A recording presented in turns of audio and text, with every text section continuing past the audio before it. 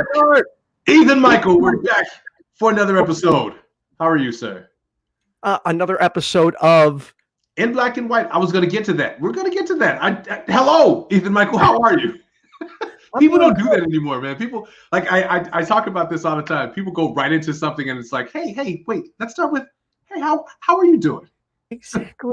I mean, I am doing pretty good for some odd reason. My stomach's a little like in knots today. I don't know why or what's going on here. It's a Mercury retrograde going on, Ethan. So take that into consideration here. But hey, to all of you all tuning in, welcome to another episode of In Black and White here on YFNA News. I'm hanging out with my wonderful friend Ethan Micheal, and I'm Rick Lockhart. Thanks so much for tuning in again with us on YFNA News. If you are following or if you're checking this video out on Facebook, please be sure to head over to YouTube. That means just click that YouTube link that's in the post on Facebook and join the conversation over on YouTube. While you're there, take a moment to like the video and subscribe to the channel. We really appreciate it as we continue to build content here for you if you enjoy what you're seeing. This is weird. So right now, StreamYard is not reporting back any analytics. So I can't tell if anybody on any platform is watching. Not used to that. Oh, see, that Mercury retrograde. Someone said that Trump's America has found a way to tap into the internet and do some weird things, you know? We're not going to propagate any more myths. YFNA News is bullshit free. Bullshit free. It's very true. But I mean, there's some weird stuff going on, man. Like my phone service is just, it randomly goes out, you know? And hey, all I say is that someone said in someone's reality or world, it could potentially be that someone's tapping into some things. Have you heard about the emails that people have been getting about vote for Trump or else? No, I haven't. But good news, StreamYard is working again, and I can now see the reports or the analytics on the platform. So we have people watching. Nice. Well, hi, Blazing Wizard Pope, and hi, Kendra. Kendra, our amazing fact checker. Kendra is in the building, ready to go with checking those facts. We really appreciate you, Kendra, for your hard work. And listen, just stay ready. And you know, first and foremost, Rick, last week I think was the first time where I personally got a little out of hand, and I'm looking back and I'm kind of disappointed in myself. I was, you know, I strawmanned the opposition's opinion, and I should not have done that, but I thought I was representing it accurately, and I got so overly frustrated, which is my own fault. But when we're discussing children in cages and abuse, it's incredibly hard not to get frustrated, and that's not a reasonable excuse either. I should have. I'm just glad you were there. You were like, Ethan. I'm like, so okay. For those of you that are watching, if you didn't get a chance, definitely check out last week's show. Check out Ethan and his amazing almost flipping over of his equipment in the studio there. Here's the thing, Ethan. I tell you this all the time, man. We're putting ourselves through it yet another week. There are things that are gonna come up that are definitely disagreeable, and I understand your frustration because I feel the same way when people say we can't hold anyone accountable for this year and throw the whole year away. Like that's not how reality works, right? I just don't understand. It's not. When things happen, when we're talking, for example, children in cages, you cannot just take the bad out of it. And just like Rick said, with this entire year, you don't get to say, well, you know, we don't get to count it against Trump because it could have happened to anyone. So let's just cancel it out. That's not how it works. That's not how reality works. Everything in. And to be clear, neither Rick or myself has ever in any way or in any capacity said that Donald Trump is solely responsible for the pandemic. Those words have not and will not be uttered from our mouths. Neither one of us. We're questioning is his reaction time and his ability to properly handle it, which is very different from directly blaming him for the entire thing. And, yet again, we're going to talk to a Trump supporter this evening and get a little bit more insight about the job that he has done or is doing. But before we get to that, a couple of things to discuss. So for those of you that have been following, this is a show or platform that has really centered discussions around race and racism in America. Wanted to highlight that there seems to be some continued progress in the Breonna Taylor case. I don't know if you've seen this, Ethan, but the grand jury, I think there was a judge that allowed the grand jurors to speak openly about the information that they received, or what providing some transparency for us, basically. So it's really great to see that there is some progression taking place in that area. I don't know if you've been following the Kyle Rittenhouse story. I kind of lost track of it because they've been stalling so long about if they're extraditing him or not. And I'm still waiting to hear also about Ahmaud Arbery and what's taking place in his trial. There's so much to keep up with, but I just wanted to share that at least we have some movement in the case with Breonna Taylor after that awful, horrible setback that we had from their attorney general and the indictment of the foolish ass charges that they handed down. So welcome to America. This is America. I also want to make a point, because I know at times some of my family and friends that are right-leaning get upset and think our criticisms of Trump and the administration of the country equates to hating our country. And I assure you, that couldn't be further from the truth, at least for myself. I don't hate my country. I enjoy my country. I criticize it because I believe it can and should do better. That is what freedom is. Being able to point out the bad things going on in your own country. We should not just be taking everything at face value and saying, oh, it's America, freedom, everything's great. Not how it works. We need to talk about the things going on so we can find a middle ground and move forward. Not to mention, I've said this before, I don't know how readily available I can get Jack Daniels in other countries. And Jack Daniels and I have been friends for quite some time, since I was a mere teenager. So that alone lets me know how great America is and why I stand behind this wonderful country. In addition to standing behind, let me just point out for those of you that might have some questions, you might see Martha over here behind my shoulder over there. Martha is also, there she is. Martha is also keeping an eye over things to make sure that we continue to have these discussions as adults and as peaceful and friendly as possible. So if I get out of hand, Martha might slide up a little close to the screen here. But just so you all know, that's Martha. You're more than welcome to say hi to her. She'll keep me in check, and I'll keep Ethan in check, and that's how this will work. I'll keep myself in check this time. I'm flipping a desk. Well, hey, are you ready for the debate tomorrow? The presidential debate, the last debate where they're cutting off microphones at 2 minutes. Did you hear about that? I am, and I wonder. I'm genuinely confused. I wonder why they have to mute these microphones. Do you just guess? Well, probably because they're not as poised as Senator / VP nominee Kamala Harris, when she said, "Mr. Vice President, I'm speaking. I'm speaking." They don't know how to do that, so they have to cut off microphones. I mean, it's going to be a shit show regardless, because I don't know, man. That first one was horrible. Then we had the 2 town halls, and I haven't watched either of them yet. I don't know if you have, but this next one is, it's we'll see what happens. We'll see what happens. Well, hey, I think that we should go ahead and get started. Again, we are discussing the support of the current president, Donald J. Trump. And with the election coming up, who's voting for him, who's not voting for him, who's not voting for either candidates.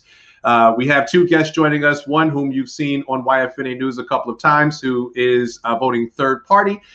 Please welcome back Mr. Angelo to the show. Angelo's joining us. How are you, sir? Good, gentlemen. How are you? Thank you so much for coming back, Angelo. We appreciate it. Always enjoy having these wonderful conversations with you from your perspective. We promise we'll get an economic show for you at some point in the future. I hope so. Feelings mutual, by the way. I like talking to you guys. So appreciate that, sir. Appreciate that. And for clarification, though, you are also, while you are voting third party, if you had to choose, you are going towards Donald Trump over Biden, correct? Yes, I mean, if a gun were to put to my head and said you must choose one, I want you to yeah. know that the setup, Angelo. Every time you respond in that manner to Ethan, he is taking that bait and he's running with it.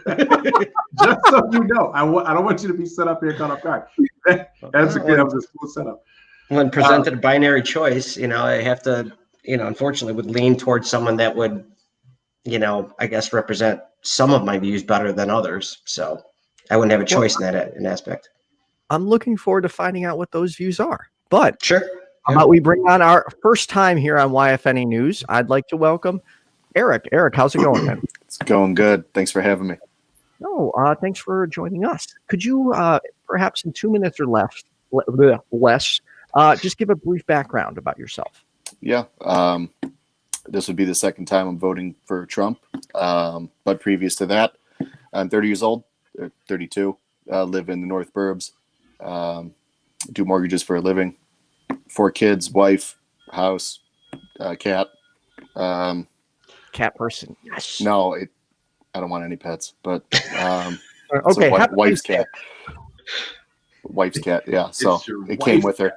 Yeah. Oh, that's how I have to clean the litter box, so I guess it's my cat, right? Like I don't know. I don't know how this works. But no, I guess I don't know exactly what kind of background, but my wife stayed home. I basically do the work. She does the kid raising. She's better at parenting than I am, so we kind of do that well. Excited to chat with you guys. Eric, just out of curiosity, 4 kids? 4 kids, yep. Any plans for any more? No, maybe too much. I got fixed. So, yes, I always love when I hear that other men are doing that, as opposed to always expecting the women to have something. Oh, done. absolutely. It's so much easier too for like men to do it. Like I don't think it's reversible though. Maybe it is now. I don't know. But sometimes it is. Sometimes, yeah. Okay, yeah. So in this case, it cheaper too. I mean, it basically I walk in, walk out. I mean, I walk kind of funny on the way out, but yeah. So cringeworthy. Yeah, just don't think about it. I tried to keep my face straight, but thanks, yeah. But no, I got 3 boys, so 8, 6, and 5, and then we just have our first daughter, 1 year old now, and now we're done. Game over. We got our girl done. So hey, and you spent some time in the service, correct? Yep, a short stint. Thank Definitely you for got lucky. Thank you for your service. Thank you for your service. Glad to. I didn't do much, honestly. I got lucky. So. Before we move on to the conversation, I would like to take a second to remember, James Randi. He passed away earlier today, and for those that don't know, he is one of the greatest skeptical minds of all time. And he started with debunking psychics early on. I believe it was the 60s.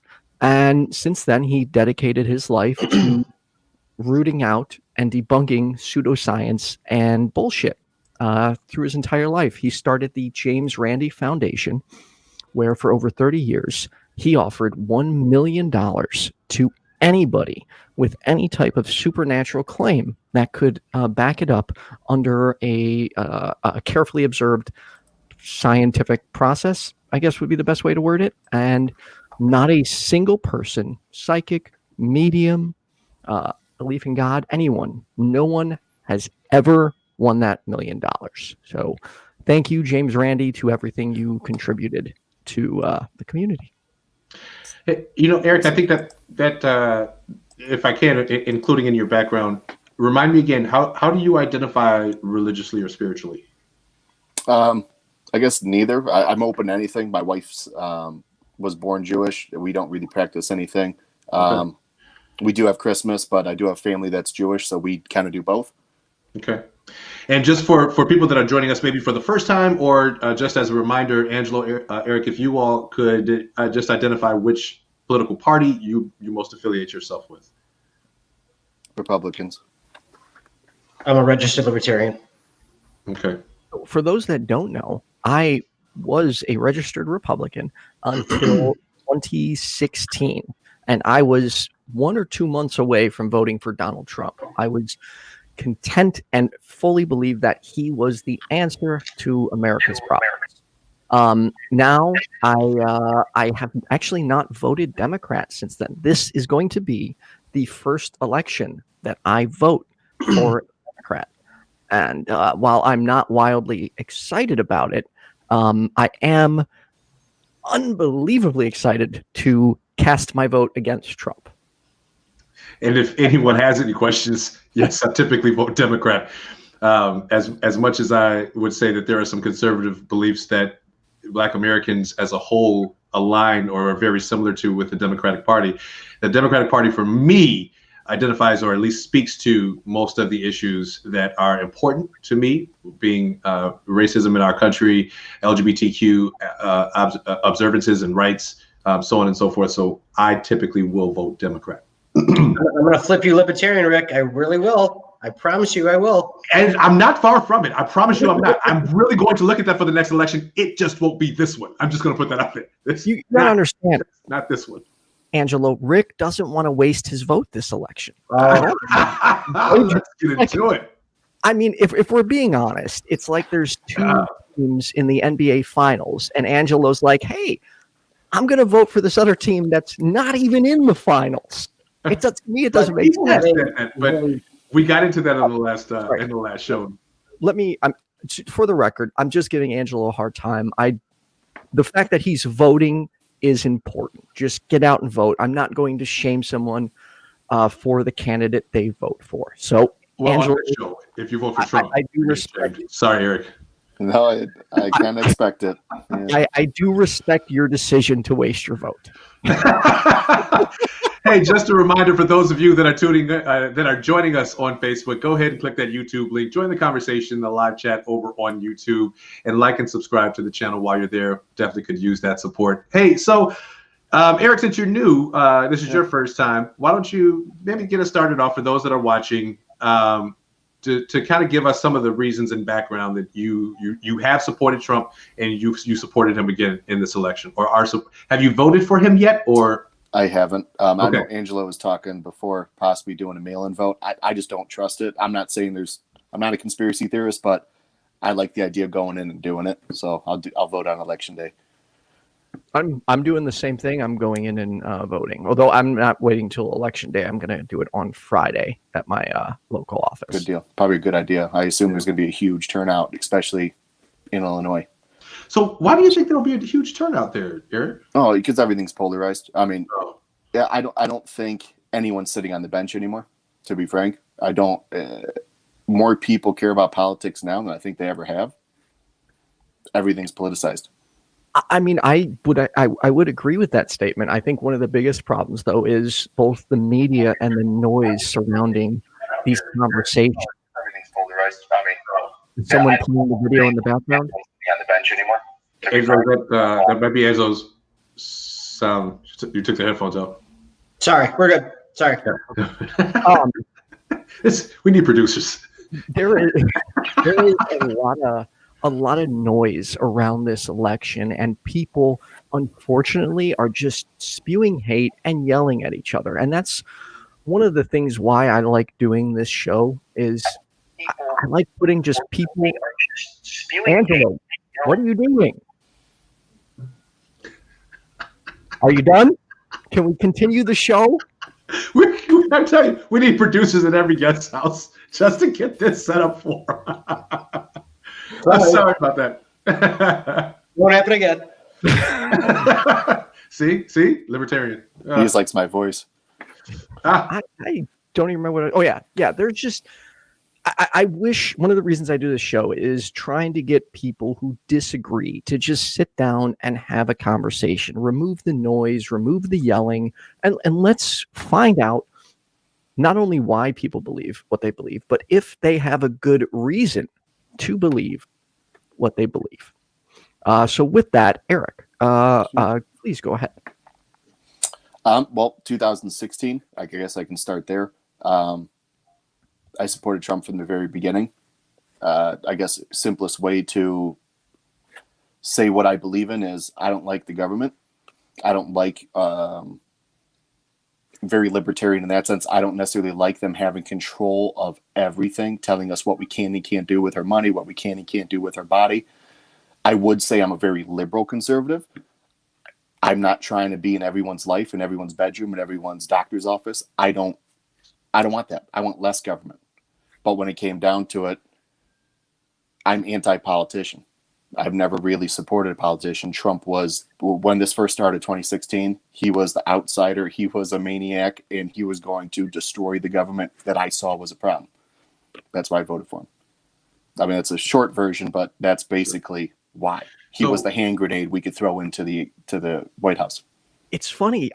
That was quite literally word for word the reasons I also used when I was going to vote for Donald Trump. I remember saying to my best friend, dude, this is like taking a hand grenade and metaphorically lopping it at the White House.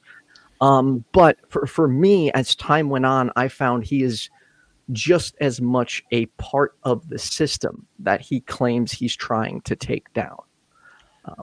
Well, Eric, and I get that too, Ethan. I mean, everyone who voted for Trump, for the most part, most people were in that same mindset, right? That was the mindset of putting him in office in the first place. We wanted to be anti-government. People wanted to get away from normal politics and politicians. And I say this as an example all the time, Eric. I don't know if you're familiar with Lori Lightfoot, but I personally feel like that's why I voted for Lori Lightfoot as mayor of Chicago, because she wasn't the typical politician, because she wasn't the typical individualist, a part of the Chicago system, right? That machine, the Chicago machine. But she had way more class than Trump. Yeah, she's black and a lesbian, of course. That she gets some vote there too, right? But outside of that, she represents exactly, at least I think, what people thought they were going to get with putting Donald Trump in office. So I wonder why now still vote for him. What is it that he's done in his 4-year stint that has given you the sense that he's fit for the job for another 4 years? So I guess starting from 2016, a few things I'll say I've been polarized too. Not necessarily that I'm more pro-government, still not. I want less of it. But what was going on during that time, all these scandals, Russian collusion, everything that's happened during and after the election leading up till now, that solidified me, because now the line's been drawn. You either believe that he is Putin's puppet or you don't. Like, I mean, I don't know how else to say it, but policy-wise, everything he's done has somewhat affected me in a positive way. Income-wise, my income's up. Taxes went lower. Child tax credits, I got 4 of them. Like I said, it has helped. 401k is almost double. So money-wise, helpful.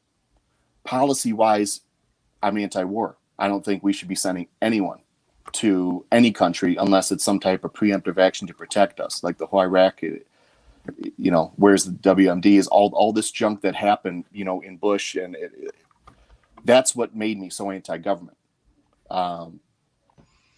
Is we're wasting American lives, we're wasting American dollars. Why are we paying taxes to give to other countries that are either wasting it or it doesn't even get there? We waste it somehow in our bureaucracy. Right. So we spent trillions of dollars rebuilding Iraq. Is Iraq any better for it? Probably not. They keep asking for more money. So what happened to all those schools we're supposed to build? They never got built. Well, who was in charge of that? Politicians and corrupt bureaucrats that, I don't know. I just want to change. I don't want to keep paying taxes that don't go to Americans. We have homeless people on the streets that I think are more beneficial to us to take care of. They're Americans. And why are we sending money to some, like we're signing blank checks? We don't even know what's happening. There's zero accountability. So all this added up, that's what Trump was running on. That's somewhat of what he's done. He's cut a lot of these agencies. He's cut a lot of these bureaucratic, debacles that we've gotten into. He's cut some of the funding to these states that hate us. We're not giving money to Iran anymore. A lot of these things that we're doing are national now, which is a good thing in my mind. I want our nation to be first. I'm not saying screw everyone else, but why are we just throwing money away? And so far, Trump has been doing that. All the trade deals he's renegotiated, manufacturing jobs are coming back. I mean, we see it. I see it as a mortgage broker. We see all these new applications coming in, and a lot of new jobs. These manufacturing jobs that disappeared for 15, 20 years are now coming back. More and more people getting the housing market. It's good. Housing values go up. So that's helped me too, I guess, financially as well. So I do have a few questions, but my first one is on the taxes. How do you feel that Trump only paid $750 in income tax. And more taxes to China, actually. I'm sure there's different tax laws. I don't know China, but the 750, I do believe that's counting what he already paid. So he was making early payments, and I believe that is why it showed 750. But let me just give a quick, I did not go through Trump's taxes. I don't think they actually released the PDFs or whatever of them. I do know real estate, and I do know how real estate people file their taxes. That's what I look at all day, basically. Anyone that's buying a home, anyone that has multiple investment properties, just so you know, all of them file as losses. They claim depreciation, whether it's a single family home or a 4-unit building or condo buildings, everything shows as a loss. This is tax law. Everything does. People make millions of dollars and claim like they're losing money. That's the tax law. So I guess where my concern comes in is we elected a man, to which a lot of conservatives like to say a businessman to run the country. And what I don't get is how a man with so much bankruptcy and so much debt could even be considered a successful businessman and one willing to run the country. Does that concern you? No. I can give some personal experience. I've never filed bankruptcy myself. I work with a lot of people that have. I don't know the exact statistics, so I'm not going to quote something and act like it's real. I believe it's roughly 1 in 10 businesses actually like fail, or sorry, maybe it's backwards, succeed. Like there's a ton of them. Restaurants can go upside down. Agreed. I don't, but bankruptcy, again, let's use the tax method, what I just said. This is the law. Bankruptcy is like a get out of jail free card. There's a reason why everyone has all these LLCs. You know, I myself have one. You talk to anyone that's invested in different things, multiple properties, every single one of these properties is multiple LLCs. So if one goes bad, they file bankruptcy on it, but the building's still there. So this is the tax law. He pays money, I'm sure, a ton of it to accountants that make sure he pays no more, like not a penny more than what he's supposed to by law. And filing bankruptcies is one of the ways you can get away with a lot. And creditors do get screwed, but that's part of their model. You know, that they expect so many people to pay. Sometimes they don't. Well, I want to bring Angelo here on this discussion too, because when we're talking finances and we're talking economics, you're first of all, we're in Angelo's wheelhouse there. But outside of that, we're looking at this man, this leader who has this history of failed attempts at different businesses. We put him in this position to run our economy, right? And some people are saying that he's done this great job and this economy is booming. And as we kind of talked about last week, Angelo, on who gets the credit for that, the predecessor of who was running that economy, or currently the current administration, right? If you could kind of remind us a little bit about what that looks like in regards to how economies work between administrations. Sure, of course. So yeah, we'll start there. Look, the president does have an effect upon the economy. There's no two ways about that. I would never deny that, especially when a president is using executive order to perhaps put through some sort of tax legislation, something to that nature. Not even, I shouldn't say legislation, but rather put into effect some sort of program. Okay, so there is an effect. Is basically what I'm saying. Okay. His tax cuts in 2017 obviously did have an effect upon the economy. Some would say that it was a positive effect upon the economy. I think overall it was. I can get into why that is. But there are several different factors as far as that's concerned. It's more of a guiding force. It's as if the president can push a little wind behind some sails, but he can't be the wind. Okay. That's just the way the economy works, and always has been. And typically speaking, economic policy does not really take into, you don't see the fruits of an economic policy until usually the year a president leaves, or after the 4-year term, depending again, excluding any drastic executive order. You don't really see that till they leave office, unless they're a 2-term president. So in other words, anything that Obama enacted, in 2008 to 2012, we really didn't see the benefits or lack thereof until about 2012 at least, if not 13 or 14. So that's basically it in a sense. But I want to speak a little bit, if I may, to what Eric was saying before, as far as the tax code, or codes, I should say. They've audited President Trump every year since 1996 or 7, or maybe 5, 6, or 7. Kendra, please look that up for me. I don't have it. I think it's one of those 3 years. Anyway, they've been doing so since. Okay, they have yet to pin him on something. Okay, he's paid. I think he's paid a few fines, but what company? Honestly, there's plenty of companies out there that pay fines. Like, all right, they filed this incorrectly. You owe this. You're going to owe a penalty for that, so on and so forth. The reason why he only filed $750 worth of taxes this particular year, that was in the news and the media, is that because of his giant losses that he took in the early 2000s and late 90s, if you will, you get to carry that tax credit forward. Okay, so his company, if they, let's just say, and these are not accurate numbers. This is hypothetical. Okay, let's just say he lost $100 million in his business. You get to carry that tax forward.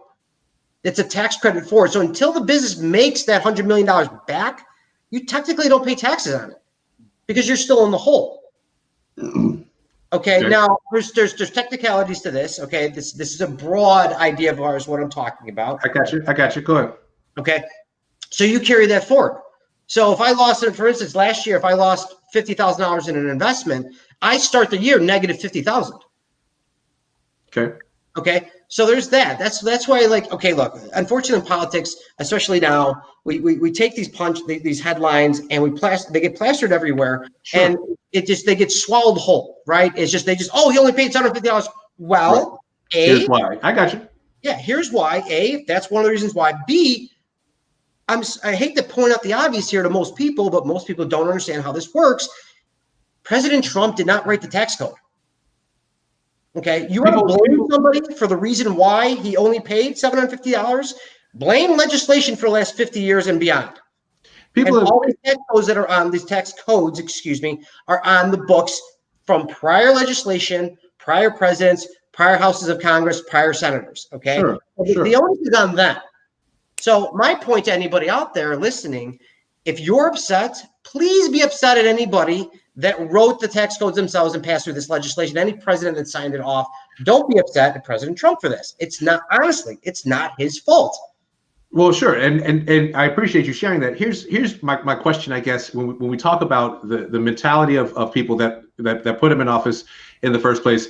Not saying Eric specifically, but just in general, the mentality was people wanted a businessman, right? They didn't want a politician. Am I kind of right there in a general sense, Eric, about that kind of mindset, right? But you look at how many failed businesses he had, right? You look at all of what he lost in Atlantic City, AC, right? All of his properties that have gone bankrupt. So the amount of, I think it was from 91 until he became on TV, the host of whatever show it was. I never really watched it. Fine, whatever it is. So, but I mean, like, he had so much failure in business. Please help me understand why that qualified him to be a leader of a country. I'll get to the fact that being a president of a business is not the same as being the president of a country. We'll take 2020 to highlight the losses there. But, losses in businesses are different than when you lose as the president of the country. What qualified him to be in the best position as a businessman to run our country? To me, or is this? Sure, okay. Sure. Yeah. Well, while I don't know every single bankruptcy he has, or which properties he's failed on, or which businesses, I think he was in steaks. I think he had vodka. I think he's been everywhere, almost every industry. I think he's had a Trump brand. I'm sure a lot of them are bankrupt now. I don't know all of them, but we do know that he's billions of dollars rich, that he does own some of the most, I guess you'd say, like, luxurious condo and hotel buildings. So he does have some success there, more than me, I guess, and probably more than most politicians. Here's what I saw. Specifically comparing him to Hillary Clinton, Hillary got rich being in office. Trump was rich before going in office. That was basically it. I'm not here to audit the dude. I don't really know all the things he's failed on, but I do know he's at least succeeded more than he's failed, at least. Otherwise, he wouldn't be rich. I find that a lot of people have that that perception, right? That he had money before he got into office. He was a billionaire going into office, right? So whereas people like Hillary or even Joe Biden, they've made money in office. And personally, I feel like that shouldn't be a qualifier in the decision, only because these are public servants, right? So they should. I mean, getting rich in the position, that's another conversation. But in the regard of who had money where or when, I don't know if that's, for me, that's not necessarily a point of discussion, because it just, people have money, they have money, and we know that money has been running politics for God knows how long. Because he had money prior to going into politics doesn't mean he's not a politician, right? He's just a man who had money going into politics, and now he has money in politics. Politicians may have had money before or get a lot more money when they get into, but money has corrupted politics for quite some time. So I don't know how that makes a differing point, of why vote or not vote for him, but. I guess I can elaborate. Sure. So I guess let's go back to specifically him having money before coming in. And I understand politicians can't make money. I think their salaries are I think the senators get paid like 170 grand or something. Like, it's still good money. But there is blatant corruption when you've been in office for a few years, or let's say 40, and come out and you're like $100 million. Like, there's obviously some influence peddling or some insider trading or something that's going on. They're not just getting that from voters. They can't. There's laws here. So my whole hope with Trump back in the day, 2016, is that he wouldn't be bought because he's already paid himself. That was it. That, no one else can really say that. No one else can really be like, well, I got enough money. I'm not in this for the money. As far as I know, Trump's written off all of his money, the 400 grand he gets a year as president. He donates it. So he came in rich. I didn't want someone that could be bought. And look at what we're seeing is he's going after Big Pharma. Big Pharma is the number one lobbyist. Like, they spend money like crazy to buy votes, to influence politicians. So he's obviously doing something. He's not taking this money. So you feel like he hasn't been bought? Correct. So who is he peddling for? Like, what company he goes after? I think he goes after everyone. He goes after manufacturers, Ford. Like, he goes after everyone. Hydrochloroquine, whatever that is. Is that proven that he was getting paid? And then it actually backfired, him saying anything. Well, okay. So a couple things. How has he gone after Big Pharma? Because I've heard him repeatedly talk about how he's cut drug prices and he signed an executive order. We're not actually seeing any of that. Right. I would say my prescriptions have been cheap since Obama's term. So I don't understand why you're saying he's going after Big Pharma, because we actually haven't seen any of the benefits of the executive order or anything else he's talked about. And I have to disagree when you say he can't be bought. Anybody can be bought, particularly someone who is up to his knees in debt.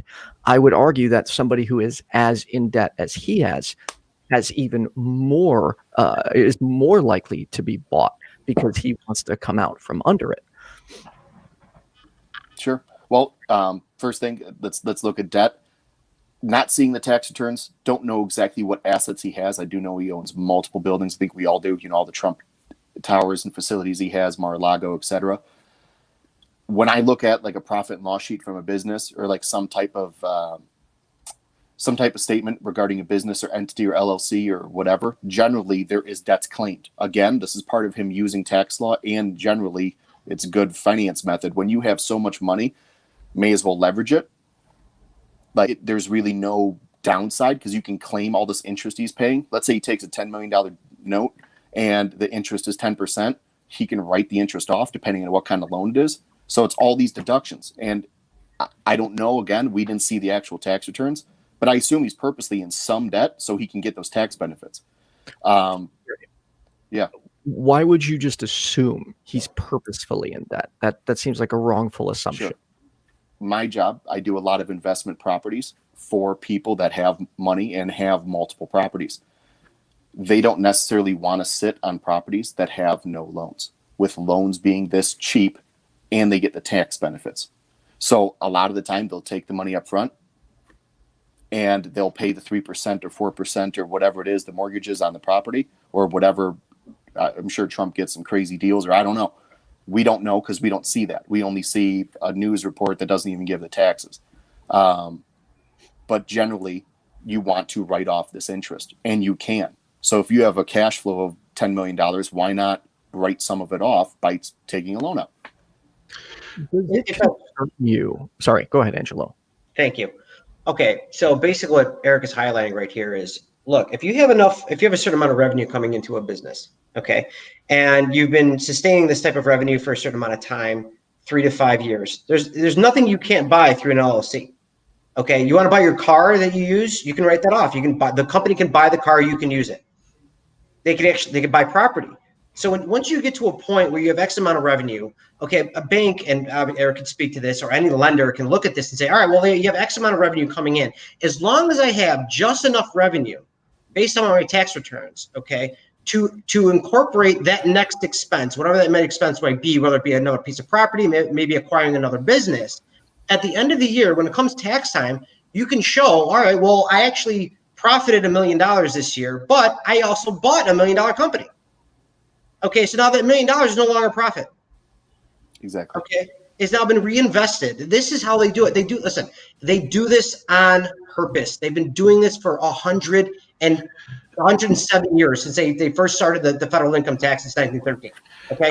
Are they teaching this in black schools in the hood? I need to go get an LLC. Clearly, I didn't get this information in some of the white schools that I've been to. Even I take issue with this, probably because they were Catholic schools. Listen, let me shift lanes just a little bit here in this discussion about his wonderful business acumen that people seem to think that he has. He's not a successful businessman. He's not. I can prove it. I shouldn't prove it, but I'll make a case for it. Go ahead. Well, I mean, before I shift lanes, Angelo, please go ahead. I'm curious to hear how you feel he's not a successful businessman. Two things. One, okay, the only way that we're going to be able to pinpoint this is if we actually saw the company's tax returns. Okay, that's the only way we're going to be able to pinpoint it. We can guess, okay, we can gauge it a little bit, but unless you actually see in black and white, pun intended. Thanks for that shout out. Appreciate it.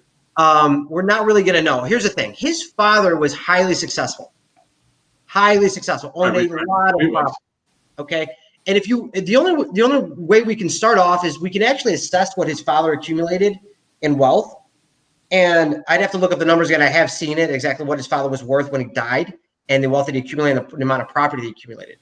Look, had he taken that money, whatever his inheritance was from his father, okay, because it wasn't just him, he has siblings, okay, had he simply put it into an index, okay, when he inherited it, when his father died, Kendra, look it up when his father died. I think it was early 80s. I think his father died. We have to put Kendra on salary, man. Okay. Had he simply put it into an index, he would have more money now, technically, in theory, okay, because like I said, we can't exactly pinpoint how much money he actually inherited and versus how much money he's actually made, okay? He would actually have more money now than if he did nothing at all. Do you understand what I'm saying? Had he just let his money sit, the interest alone, the 5 to 7% compound interest alone in an index, he'd be worth way more money.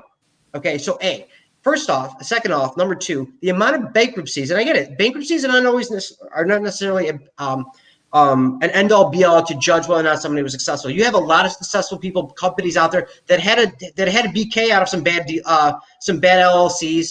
Well, they cut the dead weight, and now they're successful, and they thrive, so on and so forth. So I won't gauge it entirely based upon that. What I will say is this, okay? The man managed to lose money building a casino. Let me explain something to you. Illinois tax law, especially Illinois takes roughly 30% of all profit coming out of any casino. Okay, think about that for a second. You have to build that into your business model. You're taking 30%, you're just handing it to the state. Okay, yet they're still successful, yet they still make money, yet people still want to invest in them, and people are still trying to open up more casinos right now as we speak in the state of Illinois. But yet this guy somehow manages to overspend and lose his ass, pardon my French, I'm sorry if we're allowed to swear a little bit here. Yeah, his money and his investors' money to the point where it sits vacant. The Taj Mahal sits vacant. Yep. To this very day. So I'm sorry, anybody out there that has a show, no offense, Eric, but anybody out there that tries to tell me, unless you can prove he's successful, you need to swallow it. Okay, the only thing he's ever done correctly, if you ask me, is recently in the last decade, he actually has become more successful in the last decade. His proceeds from the show made him a lot of money. Okay, the fact that he has some current properties now that he invested in recently has made him some money. The fact that he sells his name, that's another thing that people don't understand. The Trump towers that he has in different cities throughout the world, they're not his ventures. People pay him to use his name and likeness and slap his name on a building because it's beneficial to him. Okay, so he just takes a finder's fee, if you want to call it that. Okay, you're going to use my name? It's going to cost you $50 million. Here's my name. Right. Okay, so another reason why he's in a lot of trouble with Trump University. Okay. How did he pull off a Trump University? Never mind. Continue, Angelo. Here's what he's very good at. Okay, and this is why he is president of the United States right now. Okay, he is very good at selling himself. I will give credit where credit is due. Yes. He is a marketing genius. Yes. Okay, he knows what to say, when to say it, and whom to say it to. Well, okay. And let's dive into that. I'm sorry to cut you off, Angelo, but I want to dive into this a little bit because this is kind of the shift that I was getting into here just a minute ago when we talk about the fact that he can't be bought off. Well, we know that Trump's narcissistic AF, right? We know that that's his personality. He's being bought by something or some group, someone, and it may not just be financial. So we look at his base, right? We know that his base feeds his ego. We know that his base. They get riled up and that he plays to his base. How can we justify, and I've seen a couple of comments in the live stream here on YouTube, so I'm going to talk about this too. How is it that we can support this individual who is the leader of our country that's supposed to be the United States of America, right? All of us are, even polarized that we are, different political platforms, we still should be this one unified country. We're not, because he plays to the base of white supremacists, right? He knows that white supremacists just are supporting him and running after him. Not saying everyone who supports him is, but we know that that's his base. How do you justify supporting an individual who represents our country, who is in this sense being bought off by or being bought out by that being his base and feeding his ego there? Eric, I'll throw that to you. Sure. I think he's denounced white supremacy like 30 times now. Like every single time a news reporter asks him, he basically denounces it. And here's the thing. And then Proud Boys brought up on this stage. Proud Boys isn't even a white supremacist group. I mean, they have people of color. They have gay members. Like they had all Proud Boys is they wanted to fight. Like, dude, Antifa started showing up to rallies. They showed up because they wanted to fight. Yeah, it's probably not a great idea, but they're not all white, and they're not just for white supremacists. By the way, who they're fighting at these Antifa rallies were mostly white people. So I disagree with all that. So a couple of things here. Go ahead, Ethan. I will actually agree with Eric. While Donald Trump did occasionally avoid directly answering, that question about condemning white supremacy, he has actually done it. He did it last week in an interview, and there is some footage of him repeatedly doing it. I know that he did it in 2017. I'm aware that there's some clips of him actually saying it in the town hall, I believe he had recently, right? But I don't know. I would think that's a little too late. I mean, it's great that he finally has, but again, it's not the fact that he's denouncing white supremacy, right? It's the fact that he still plays into his base of white supremacists. He still uses rhetoric that runs amok in white supremacist organizations, groups, so on and so forth, right? We know that that's what he does, and yeah, he can denounce white supremacist groups, right? But I guess I'm having a difficult time understanding how, because he's said this, but he still uses the rhetoric behind to engage his base, knowing that that's his base, is acceptable. Could you expand on what rhetoric you're discussing? And real quick, I guess here's what I see. And while the one rally I tried to attend in 2016 got canceled, I see the rallies online.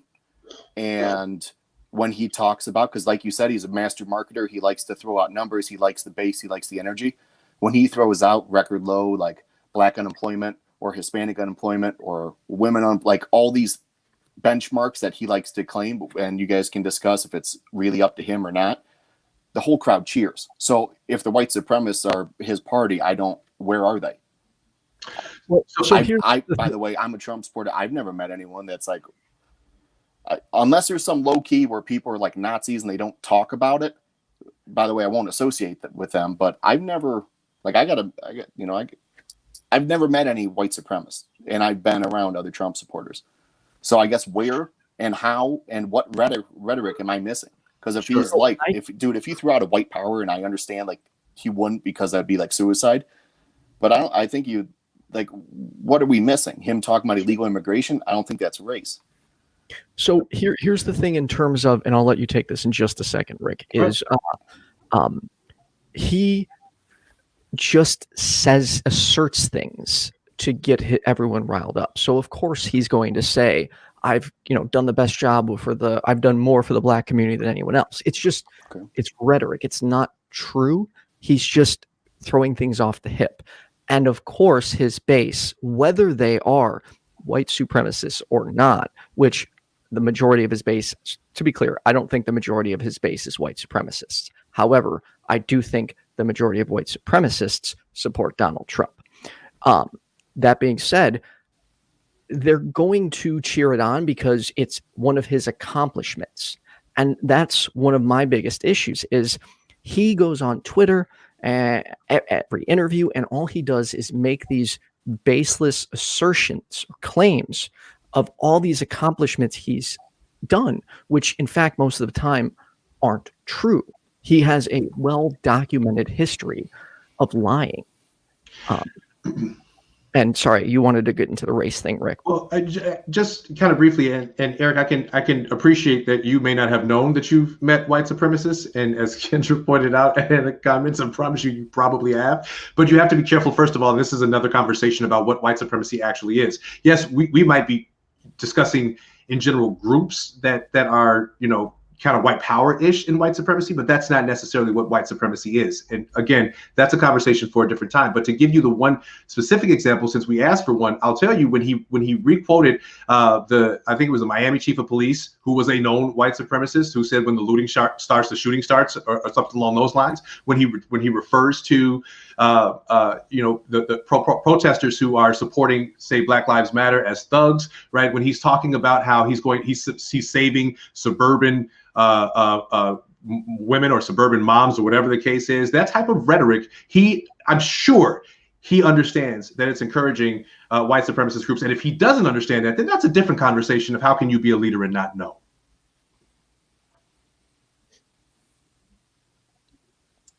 Well, so when we talk, go ahead. When we talk about white supremacist groups, right? And again, like Ethan said, there are the groups that maybe identify as white supremacist groups, but ultimately, and just a general kind of over the top explanation of when we talk about white supremacy is just the sustaining of a system, or a system that sustains, white Americans as the general norm, right? As the society median, as what every other group should aspire to be, right? So keeping that in mind of what white supremacy is, he plays to that base, and he does it well. And I don't know. I personally can't see a president, someone who's supposed to be leading our country, who's supposed to be the president for all people, playing into or against, anyone in our country. Biden has said, and whether it's rhetoric or not, at this point, it's something that needs to be said, and we can't even get this out of Trump, that he is the president or will be the president for everyone, even the people who don't vote for him. Right. So I think that when we talk about someone in this position, I don't know, maybe you can help me understand a little bit more of why it's okay for Trump to add to the polarization of where we are in our country. Well, I don't believe he necessarily started the polarization, and you're right, it probably got worse because, again, Trump has been somewhat of a hand grenade. But I do believe what was leading up to this election made him as bombastic. But basically, people wanted this. It wasn't just me. A lot of people wanted someone totally counterculture, totally like, what's going on? I get that in 2016. I'm having some difficulty with that in 2020. Okay. Well, there's a lot of,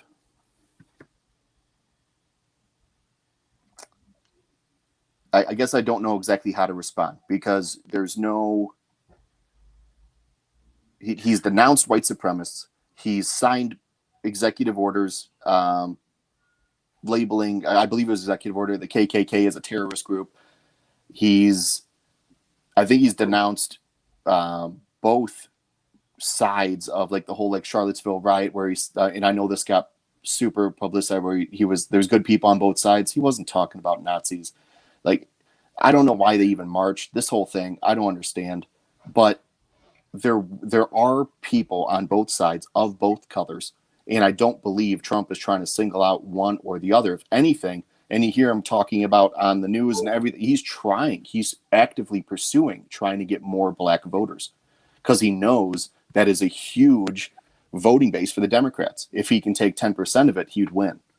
And I don't see how he could fool black voters by being like I guess I'm not seeing it, and I'll default to you guys. I don't know. All I know is what like I do. I'd never treat anyone different by race. I don't see that. If I saw some crazy racist thing that Trump did, yeah, I would not be part of that. That's not who I am. But I just don't see it. So I guess I'm not sure what I'm seeing or not seeing. We can go to some of like the comments he made, where he doesn't want black people counting his money, or sorry, I'm not saying this. I'm just repeating what he said.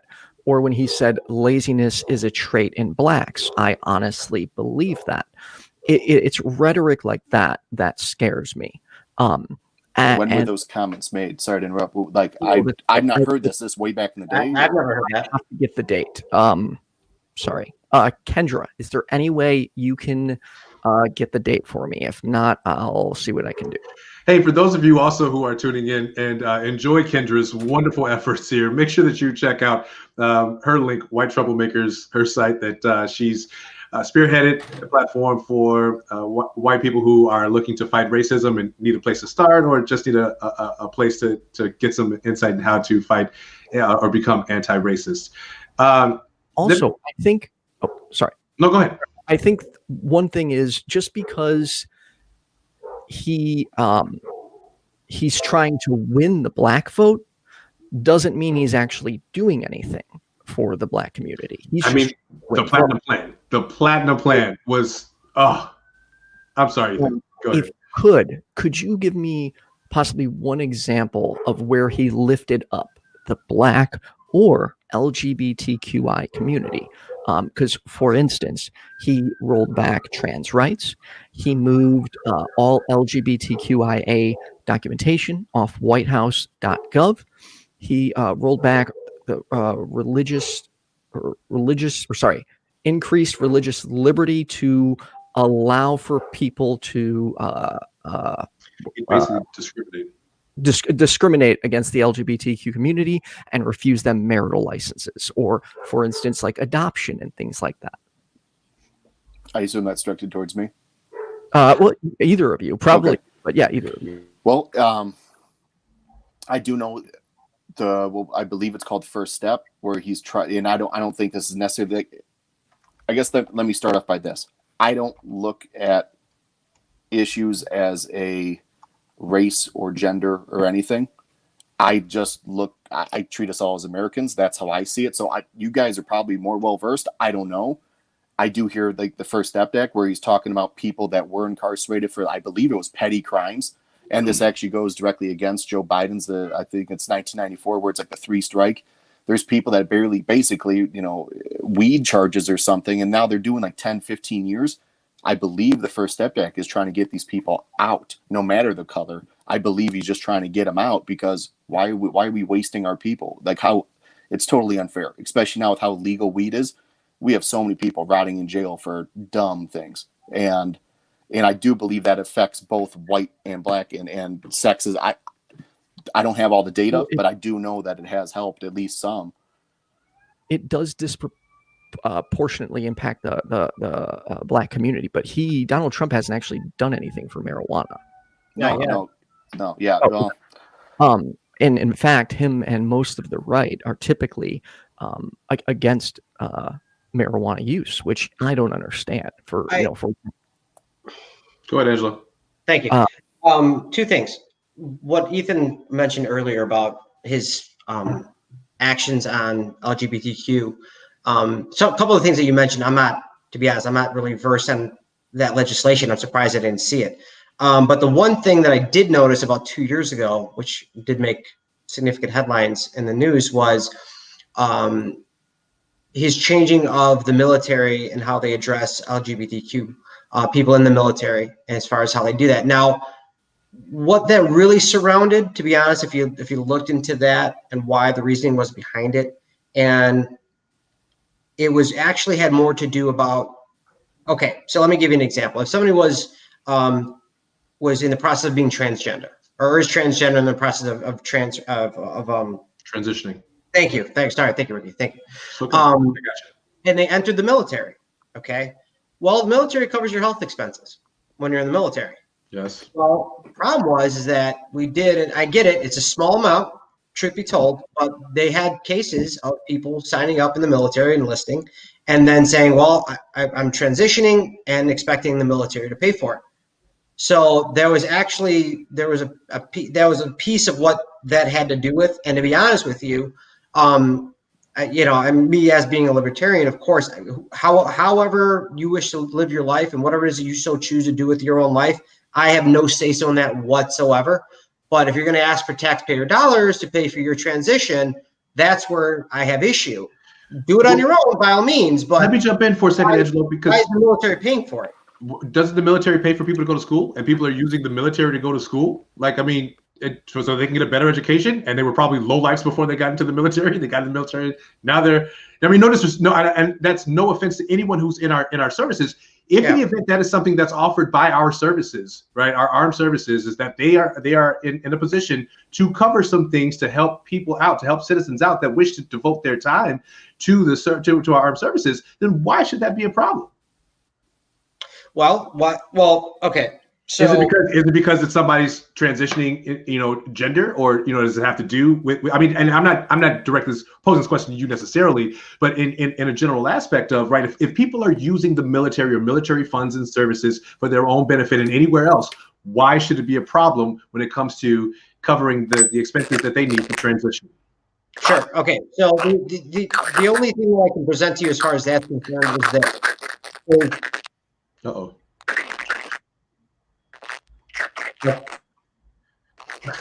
I think that one might be it. Oh no. Okay. I'm sorry, Angelo. Please go ahead. Continue. Yeah. No, he probably has something wrong with this. He'll be back. Anyway.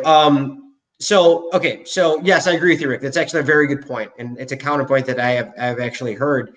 And so my only thing to that is this. Okay. At what point do we draw the line as far as what the military should cover? And where is that line drawn? So I guess my point is, like, I'm not discrediting how somebody wishes to live their lives by any means whatsoever. Okay. I want people to be happy in their lives. And if you feel happiest as transitioning into the opposite sex, by all means. Okay. Sure. I want to be very, very clear about that. But if your sole intention is to go into the military because, and I get it, if you're going to say my sole intention is because I want a college education and that's how I'm going to get my college education by having the military pay for it, you are technically a completely healthy person going into the military, and you're asking the military to pay for your transition. I just find it a bit odd that you're using that reason to join the military, and why is taxpayer money paying for that would be my second question to that. But again, I'm not even a big advocate of the military necessarily paying for your education either. You should be paid. Absolutely. Our military service men and women and whomever else should absolutely be paid. But my point is just pay them. Pay them a wage, and whatever they do with the money after the fact, that's their choice. So give them all the money, right? So you're saying don't offer the services, but rather pay them instead of pay them.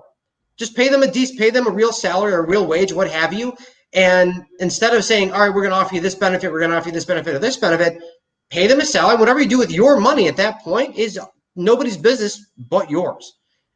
And I think actually it would be a better way to run the military because, look, we can't – I don't want anybody listening to this think that this is an argument against somebody transitioning. That is not what I'm saying. All I'm saying is who's paying for it. That's all. That's all I'm saying as far as that's concerned. And that's my only issue with that. And that was kind of where it was. I'm sorry? Well, what did Cynthia just say? Yeah, it is. Any dollar the government spends is tax money. That's where the government gets its money. So if there's the military budget, every single aspect is all paid via tax revenue. So I'm not really sure where Cynthia was going with that. But anyway, that's all I'm saying. Pay them a real wage, pay them, decide what that is and let them do with their money what they want. So and then let me ask you, because, I don't know where Republicans stand when it comes to this, or libertarians for that matter either.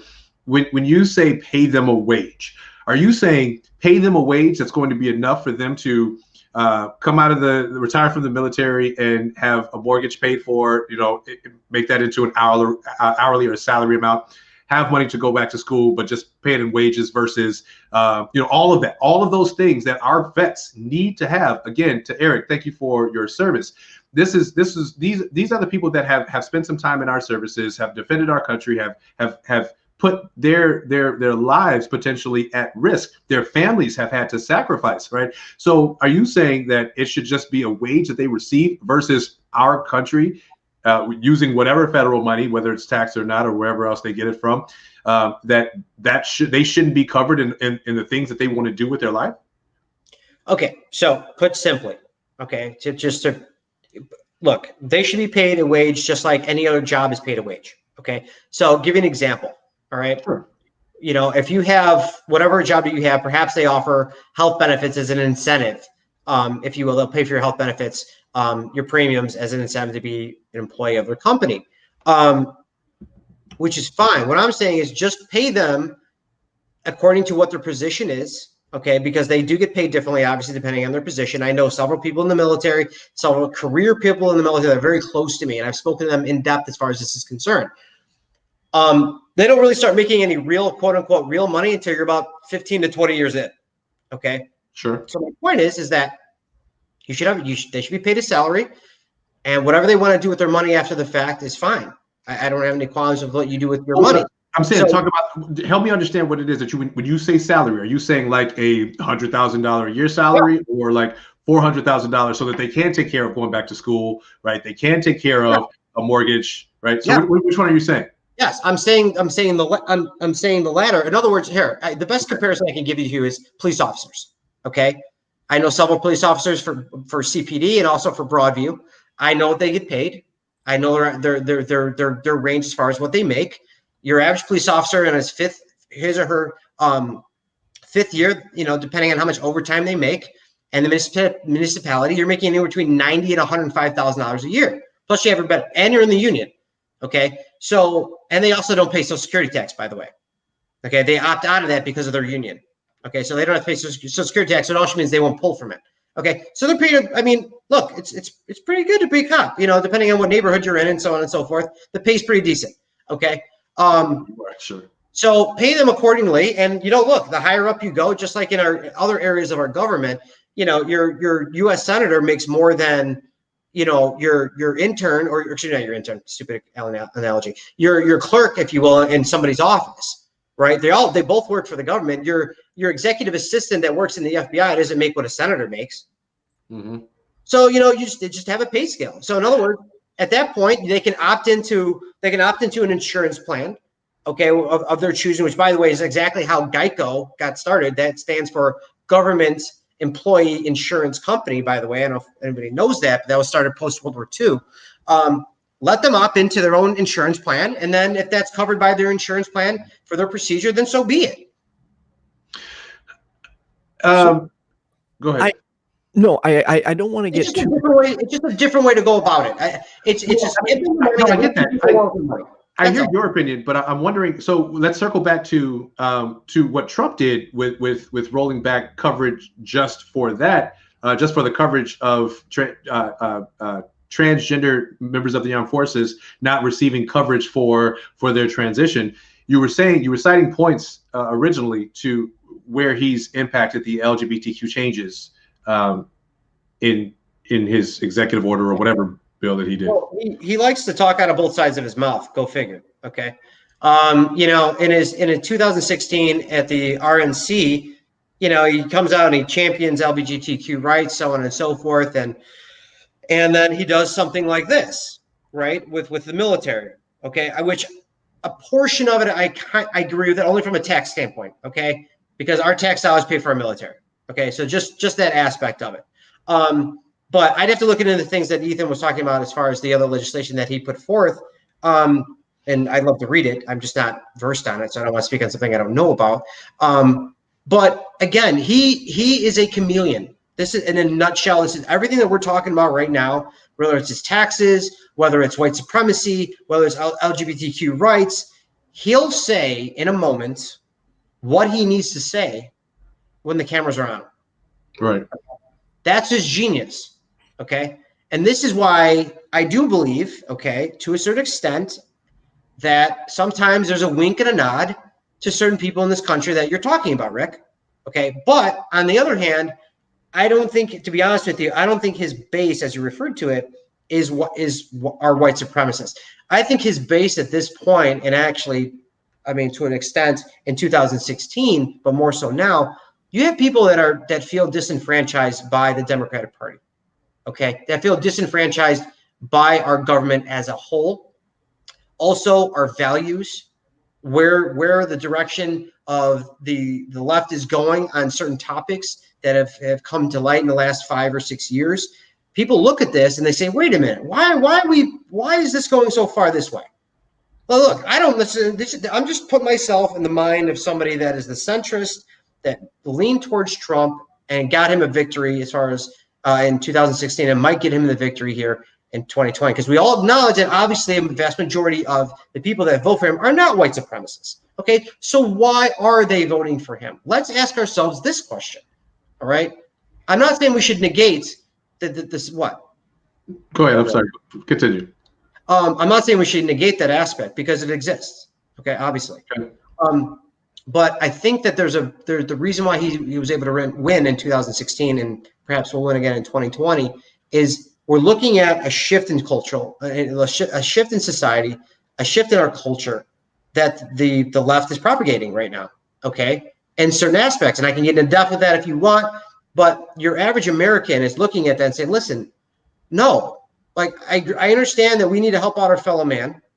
Okay, there's people in the Senate that I understand we need to help our fellow man. I have no issue having some of our tax dollars go to those causes. But there are certain things where people want to draw the line, and they feel a little stuck in the middle. But since he's offering something to the right, saying, "Hey, look, I want to keep things a little bit more to our American values, if you want to call it that, or some their perceived interpretation of what those American values are." Well done, Angelo. Well done. Okay, thank you. Done.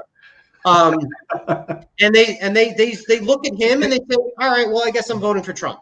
Well, okay, so Angelo, let me ask you this, and Ethan, I'll bring you back in just a second. I know you were jumping in here in just a minute, but I have a question then for Eric, because based on what you just said, Angelo, Eric, why then wouldn't you vote third party? Why is it that Trump is still the best candidate versus voting for a completely different party or platform that doesn't subscribe to either of the polarization of our political system? And just so you know, your mic's muted before you answer. Just want to make sure you caught that before trying to answer that. Yep. Sorry about that, by the way. My phone died, and I apologize. Welcome back. Yeah, thanks. Basically, while I would even call myself somewhat of a libertarian, because what I see as libertarian is a very liberal conservative, I don't vote for him because they'll get 3% of the vote and nothing will change. I do also see Joe Biden as a problem. And again, I know I've kind of given a brief, like Trump has personally helped, I guess, my situation, my life. And I do believe he's taking us in the right direction with foreign powers, etc. Me voting for a third party, really, one, they won't get in, and I get it. But two, I do think Joe Biden would roll this back, or maybe not roll it back, but it would go in a different way. And there's definitely some, not trying to talk current scandal, we really don't know what's going on, but there's definitely some weird things going on. And it's my whole thing is I don't want a politician to be bought and paid for. I wish every single person would get audited every year that serves in the government. And if they could be, If you get bribes, let's call them what they are. If you go through lobbyists and you get money from companies to vote their way or whatever, your kid goes on a board, call bribe, and let's put people in jail.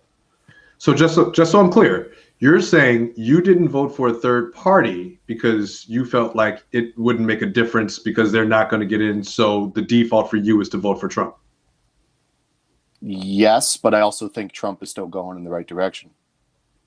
Do you think that any of the other candidates that were running either on the Green Party or the Libertarian Party weren't going in the right direction? Some of the libertarian ideas of private companies having, and I believe it was actually Jorgensen mentioned this, like Twitter and the censoring or whatever, like the tech giants censoring. I think there should be some government involvement. So I guess I'm not totally 100% anti-government. I do believe its purpose is to protect people and to kind of make a level playing field. So I do believe my values or what I'm looking for goes against some of the libertarian ideas of it is what it is. Like, private business, it's run by a private person, it's owned. So let's stay out of it. And maybe I misquoted that, Angelo, but I believe it was the libertarian candidate that I believe it was tweeted out and said that, let Twitter do their thing or big tech or whatever with their censoring. She did. Yeah. She did. Joe did send out a text saying pretty much that. Ethan, I cut you off earlier. I'm so sorry. Please. No, I don't even know where I was going. That was like 15 minutes ago. So I had to go there because I have difficulty, and hopefully we'll get Eric back here in just a bit. But I have difficulty with that. I think we have these conversations about Biden is horrible, and welcome back to Eric. That he's not the best option. Trump is probably not the best option either. I think to Angelo's point, here's where we have an opportunity to potentially create this new platform, right? That everyone seems to be in agreement upon, that both of these parties suck. And I've said this on this show, and I'll say it again. Neither party even has the best intentions for Black Americans, specifically with having the conversations around race and racism. We know that these two parties are polarizing our country, yet we still have people, although believing that will vote for someone who does not have the characteristic that should be running our country. Personally, I often pose this question to people who have worked in some type of a position or have just been in a position of leadership themselves. What are some of the qualities that you look for in a leader, just in the best leader that you've worked for, right? The best manager that you've worked for. What are some of the qualities that you've observed that you enjoyed about working with someone, and how many of those qualities do you see in the current administration, in our current leader? I said earlier, when you have someone who's running a business, who's the president of the business, that's one thing. But when you have someone who's running our country as the president, it's not the same. And I want to get into this a little bit too. And Eric, I'm curious to hear about your thoughts. We may have heard us joking around prior to people wanting to throw this year out. Angelo, I think you said it on the last show. We can't hold him accountable for this year. We got to throw this year out. I don't understand how that works. How you have the ability to say that because this could have happened to anyone else who was in office, that the decisions that he made as a leader don't count. So maybe kind of help me walk through, Eric, to your to you, I guess, how you felt about his leadership and why he's still qualified in the direction that he sent our country throughout this pandemic. Or Angelo, help me out in understanding why this year gets to be thrown out. Shall I go first, or you want to Eric? Sure. First? Let's have. So here's the thing. The problem is that he did actually. There's a few things that I did agree with early on that President Trump did do. That unfortunately, because he's President Trump, was completely just pinned up against the wall and said you're an idiot, or calling him a xenophobe, which I agreed with. He stopped travel coming in from China. I don't understand, and well, I do understand. I shouldn't say I don't understand. I understand completely. That's the problem. I understand all too well the game of politics here, but. How is it that Democrats on the left, Nancy Pelosi, Schumer, Adam Schiff, okay, how is it that they come out and call him a xenophobe when he stops travel coming in from China? And then in the same breath, okay, they're encouraging people, Nancy Pelosi and others, and not just Cuomo, but also Bill de Blasio in New York, encouraging people to go to the Chinese New Year parade, okay, because he's a xenophobe and thinking that, no, the virus, we all know the virus originated in China. This is not a mystery, correct? I mean, can we all maybe because he's shown himself to be a xenophobe before, so they thought maybe he should still be a xenophobe. But I mean, look at it. And you'll hear the governor Cuomo in New York say he stopped travel from China where the virus originated, but no one saw that it was coming from Europe too, right? And as a president, if you would listen to some of the people that are supposed to be surrounding you, giving you the advice that you need to get, if you put those people in place correctly, you would have known it's not just China that you need to restrict travel from. You need to be observant of Europe too, right? Which he has a history of xenophobia. Well, the travel bans came into effect coming in from Europe, especially Italy. Okay, and I can attest to what the environment was like there. 90% of my family's still in Italy. Okay, sure. He eventually. Don't quote me on when he did it. I know he did it soon. It's cool. Go ahead. Yeah, don't quote me exactly when he did it, but he did stop travel coming in from certain European countries that were hotbeds as far as that's concerned. But again, let's just objectively look at what he did. He stopped travel coming in from China. He's called a xenophobe, which I get it. He may have said xenophobic things in the past. I understand that. But can we at least judge people upon their actions and separate that from the rhetoric for just a moment and look at exactly what it is that he did? Now, I don't know, and it's very easy to sit here, and again, I'm not championing Trump on this. I'm not. I think there's things that he dropped the ball. But I will judge each individual action as it stands, not as a whole, okay?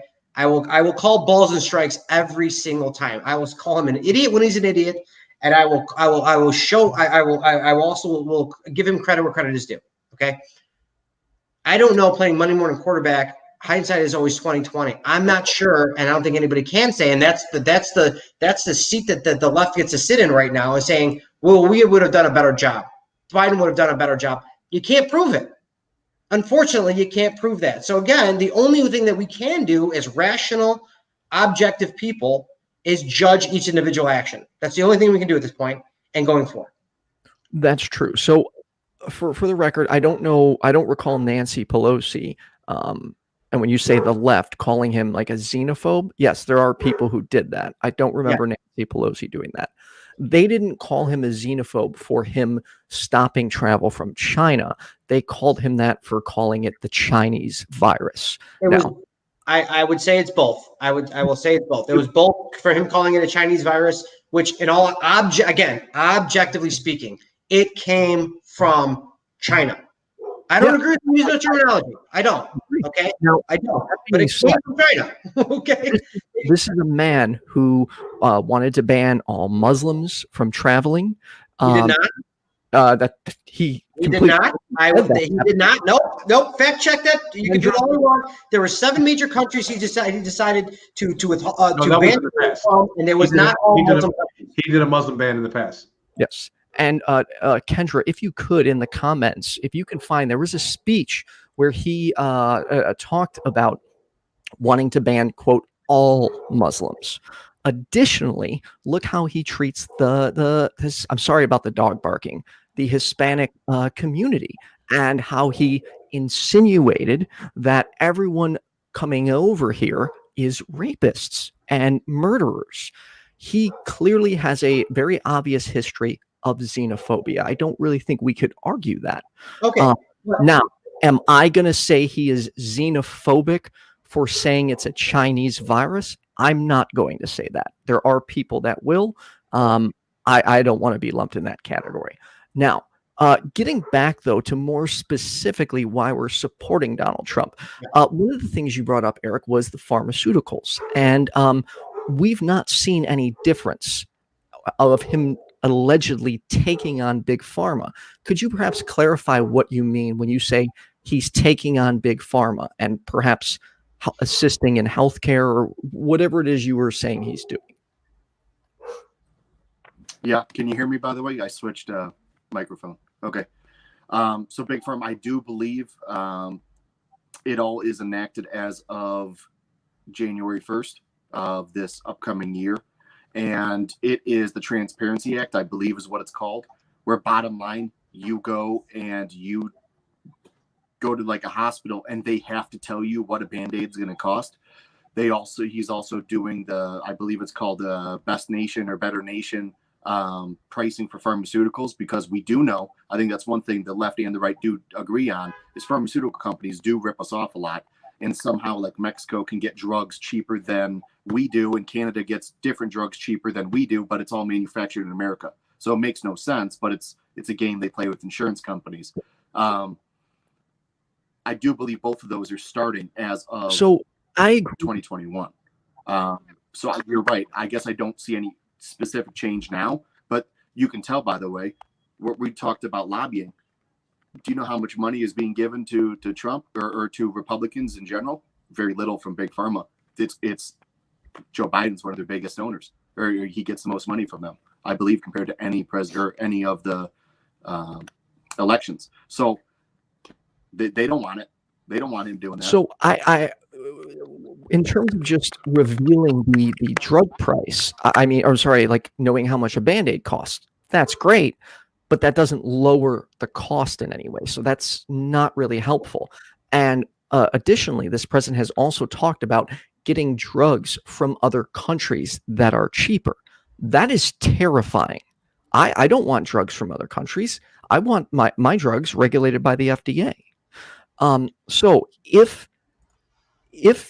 we don't have a good reason to see why he's attacked Good Pharma, could you perhaps give another reason of why you support Donald Trump?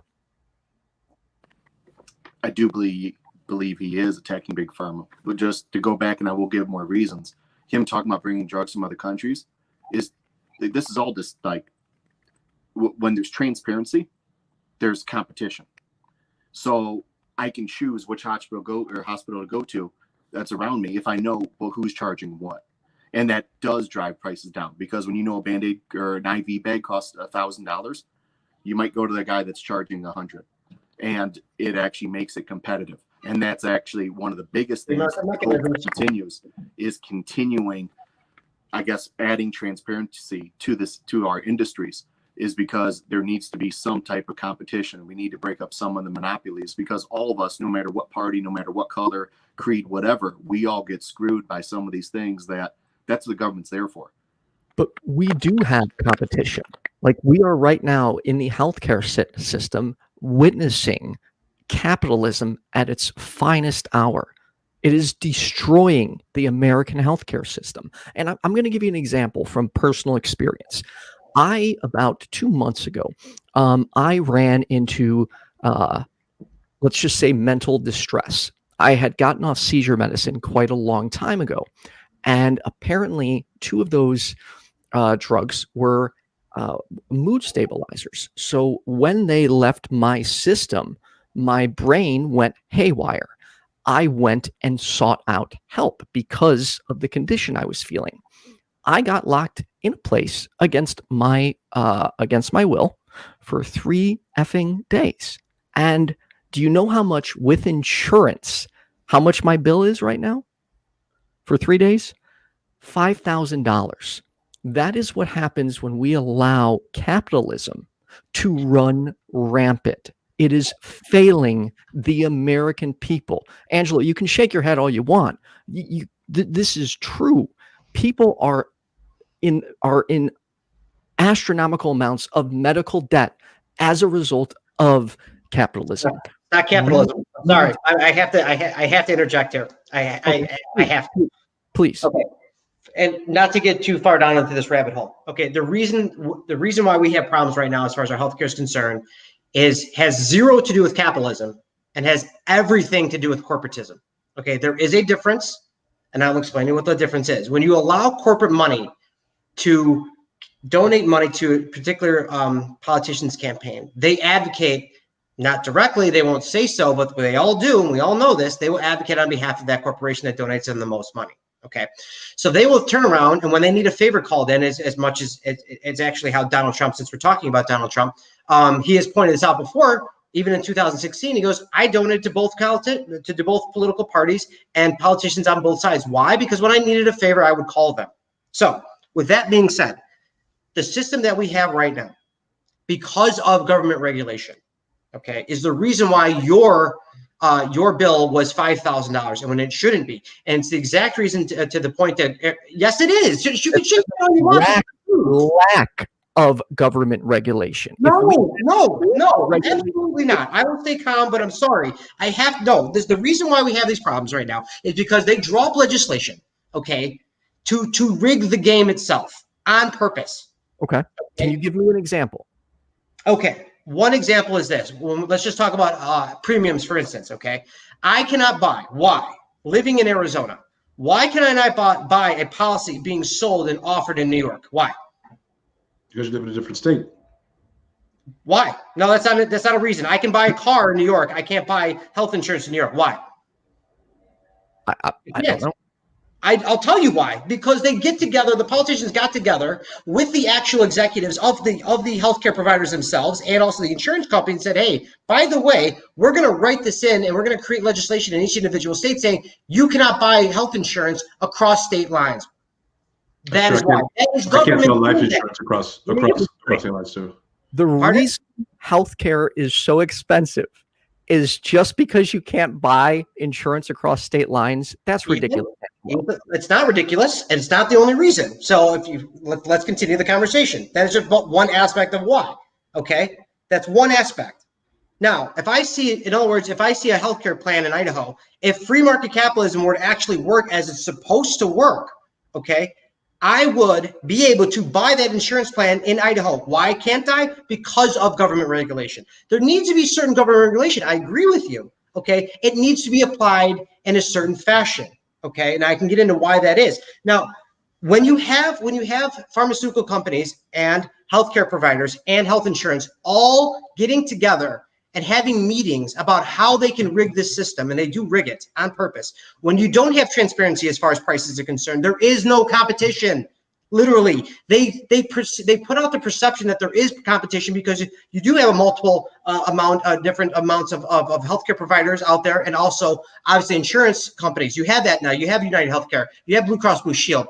But when they all get together to say, listen, we're just going to protect ourselves in order to screw over the American consumer, that is what's called corporatism. And that is the problem. And to Eric's point, if I had a surgery coming up, especially an elective, now we're not talking about major catastrophe here, because when you're dying, you don't have a chance to price hunt. Okay. I understand it. Again, there's certain regulation that can be very good, and there's other regulation that is shit. Pardon my expression. Okay. If I know that I need, I need arthroscopic surgery on my knee. Okay. I have time to shop that. I cannot call, I kid you not, I cannot call a hospital and ask them with a straight face and ask them how much do you charge for an arthroscopic knee surgery. They're not going to give you an answer. The first thing they're going to tell.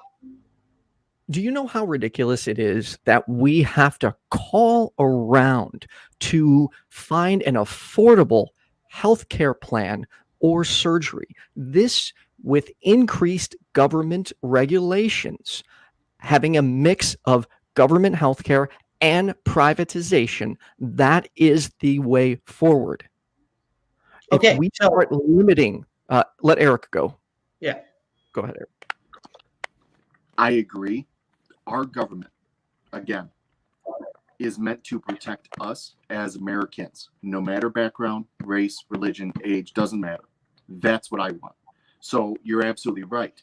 We do have a problem right now where these prices are out of control and you don't have any right to, your story sucks. And it's unfortunate that it even happened. And one, how is that in your benefit? How are they going to force you to do something and then make you pay for it? That's called robbery. Like, that should be against the law. You know, if I was to do that as a private person, I'd go to jail. So yeah, they shouldn't be able to do that either. I do think some regulation is needed, and maybe that's where me and Angelo differ a little bit. But one, we need to break up. Absolutely, we need to break up the crony capitalist, and you use corporatism. That's a same thing. Here's the deal: we have politicians being bought and paid for, not just like major, like federal. I'm talking state. All these things. There's so much money going in from big business that buy politicians. That I probably sound like a Bernie Sanders supporter. They buy these regulations that benefit them. This is called bribery. That I'm against it. I wish they were to do audits and throw people in jail. But here's what we have. We now have a system that's been so protected. We have so many laws protecting pharmaceutical companies, all these things. Yes. Wow. We're the consumer. We're the ones that the government's supposed to work for. So hold on. So let's dial back. I think we all agree somewhat that it's messed up right now. Yes. I don't believe it's capitalist. I don't believe it's because people are doing it for money. Everyone is doing things for money. If I was a doctor and someone came in, hey, we're going to cut your pay by a fourth, and I'm sure I was making a ton of money, but I wouldn't be doing it. I'd go find something else to do, to be able to give better things. However, there should be at least some marketing, at least some emphasis on you can go and choose what you want. Truly, we don't have choice in America. We all have, I guess I'm speaking for all of us, but we probably all have insurance either provided to us from an employer or from the state, period. Sorry, when you say all, when you say all, who are you referring to? Oh, people that have insurance. Okay, but there's plenty of people without insurance. True, and they get screwed worse. Absolutely. But so I do believe the majority of Americans do have insurance. So I guess let me talk in a majority sense here. We really don't have choice. I have, a PPO plan. I go to the same group. It's a PPO plan with whatever, Amita Health or whoever it is. Guess what? They fix the prices. I can't shop within Amita Health to get different prices. It's all the same shit. So there's all these laws that have been drawn up. And by the way, this is not meant to be Republican or Democrat. I believe all parties have been involved in this outside of libertarians. They're not involved in these bills that have been done for the last 60, 80, I don't know, 100 years. It's protected. Crony capitalists, these politicians are helping build a racket against us. That should be stopped. Period. So, real quick, sorry. From 2017 to 2018, the number of uninsured people has actually gone up under Trump. So it's gone up 7.9%. So I guess what I'm still not seeing is when you say he's attacking big pharma, I don't see anything he's doing. So, okay, he made those prices transparent, but we have more Americans without health care. So regarding big pharma, what has he done? I guess the better question, Eric, what do you feel about what he's doing in regards to the healthcare system in our country? Like, do you feel like he's making, as many people are talking about his new SCOTUS election or whatever it's called? How do you feel about what he's done with healthcare or what he's trying to do with healthcare? I can speak a little bit of my personal experience and then give a little bit of, I guess, my thoughts. But sure, I worked at a previous employer that was small business. That when Obamacare came out, my hours were reduced, and it hurt me. So, not saying that Obamacare is the only healthcare policy that we can talk about, but that's one. So that actually hurt me. I didn't have insurance before. I didn't have insurance after. I changed jobs and I started paying penalties for not having insurance. It was a financial decision that I made personally that I believe I was 24. I decided I didn't think I need health insurance. I'll be as careful as I can, but I did pay for it for my wife and my child, or one child at the time. And I paid penalties. So I do know not everything benefits everyone. Okay. This is not I guess a social system of everyone getting benefit from every single thing that happens. Now, I do believe in the end, if you were to impose the regulation to protect us, people, like any person, protect us from predatory situations of big pharma, of big hospital, medical profession, etc. It's a lot of money. That would benefit all of us. And that would actually help uninsured people too. You could go to a doctor and know, like, hey, you call up someplace, which you can't do now. You call up a doctor, like, I'm uninsured. What is it going to cost for you to do, like a corona test or whatever?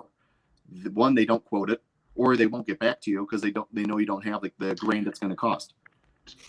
Really? Because I was just at the doctor's office, and I currently do not have insurance because I just started the job that I have. But I went to the doctor's office, my normal primary care physician, and I said, hey, just out of curiosity, I'd like to do an antibody test for coronavirus because I was exposed to it back in March, never exhibited any symptoms, haven't had any symptoms. I'm still in a position that I'm probably exposed to it, wondering if I have antibodies. They were able to check and say, actually, it only costs $11 to get an antibody test here in this office. So I guess I have a little bit of a difficulty understanding what you mean when you say that you can't call around and get the information that you're looking for. In addition to, I'm sorry, the situation of working with the employer that you worked with, it became, when the Affordable Care Act came out, that it reduced your hours. It's probably because the act itself was looking to require businesses to ensure that if they had employees who worked a certain amount of hours, that they covered them for health insurance, right? Which companies, a lot of small businesses even, were getting away with because they weren't held responsible for ensuring that their employees had healthcare coverage. And I think that it might have been some difficulty with navigating that for some small businesses. And what they resulted to was, yo, all right, this is what we're going to do. We'll roll your hours back so we don't have to take care of that, right? But help me understand what you mean when you say that you can't call around, because, again, I just had that situation and was able to figure out a price. And actually, for $11, got my antibody test, waiting to get my results now.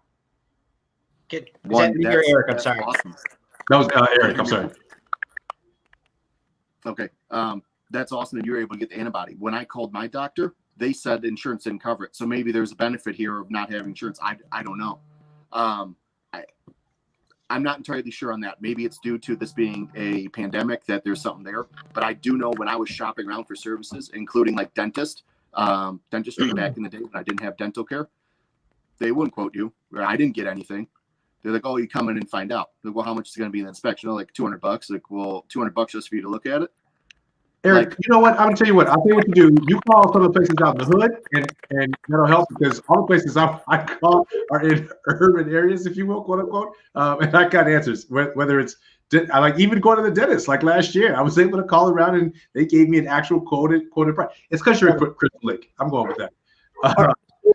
We only got less than 15 minutes left, and I'd like to get us out of the weeds here and circle back to additional reasons you support Donald Trump.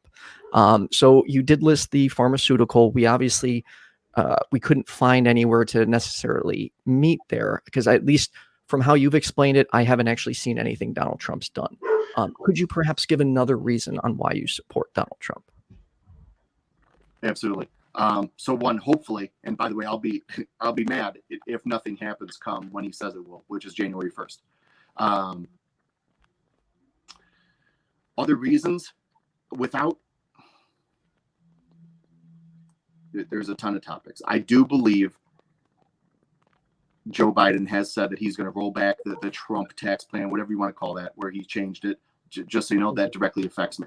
You know, that's roughly, I think it was $9,000 in savings just due to my kids. Like, yeah, I want that. So I mean, I can speak in very like micro, like for me or for the country. I do believe he's the right person for the country because he is exposing a lot of stuff. And let me say it like this: I wasn't necessarily pro or anti Obama, but there was a lot of executive orders being done. Trump is now doing executive orders, and he's getting roughly the same pushback.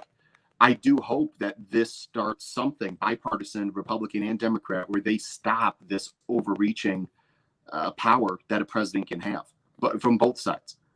And that continues. Oh, yes. I'm sorry. I just quick question, real quick. I'm just curious. So, is it safe to say that most of your reasons for supporting Trump are financial? Oh, I mean, it helps me personally, yes, but I do believe he's taking us in the right direction, and I can expound on that. I'll stop talking about money if you want. If you could, but I do have a question. Just a moment ago, you said you referred to stuff he's doing, or sorry, taking stuff on. He's getting stuff done. What do you mean by that? You mean executive orders, or? No, right before that, you made a comment that he's actually getting. That's specifically how you worded it, but you said he's just doing things. Oh, got it. Yeah, doing things. What does doing things mean? The trade deals is a big one. The previous, I know this is like a campaign part, but basically manufacturing jobs were all but gone. They're now basically roaring back. Our steel industry is back. And again, that I guess it kind of does affect me financially. That means more people are looking for houses, etc. Like it all kind of helps. It helps the economy. Now, it was said before that there's no magic wand to bring it back. It's back. And you know what it was? It was trade deals. We don't outsource all of these jobs anymore. So I don't necessarily get affected by having a manufacturing job open up down the street for me, like right away. But it does help that houses are being purchased and the economy's like there's more jobs, record low unemployment. And I know you mentioned this earlier. I don't think the unemployment numbers are fudged. I know they got screwed with Corona. Don't get me wrong. I'm not trying to defend that. And I don't know if that's all Trump's fault, because I do know some states are doing just fine and some states are getting hammered. I don't know. I think years from now we can look back at this time and figure out who's to blame and for what. I love that. Like I love accountability in the government. I love it for actually to happen. But so just for clarification, the truth regarding the steel industry, the prices around the steel industry have actually gone below. Like they in the beginning they went up, and now they went right back down to even below before Trump took office. So that's unfortunately that's not exactly correct. The prices of steel is that you're referring to? Yes. Oh no, yeah, that's yes, and that's kind of both ways. We have record low, and we're now energy independent, which is another piece that I would support Trump on. Again, we weren't doing that before, and I understand like that can ruffle some feathers. Like we're now drilling, we're doing our own oil production, we're energy independent.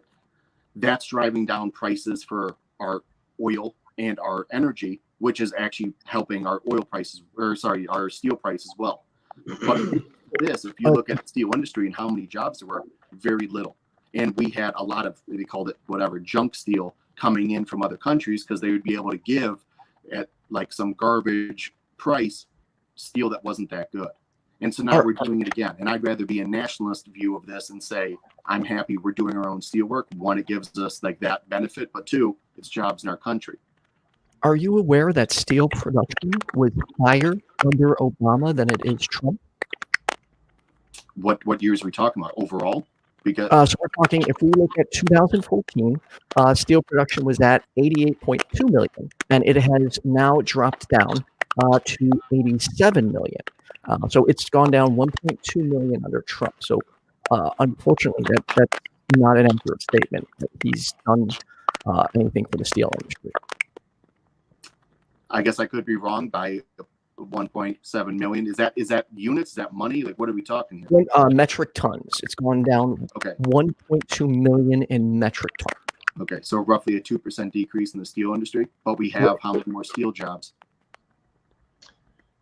That might have to be a Kendra question, because I know that he didn't win the trade war, as we talk about his trade wars that he wanted to engage in with China, and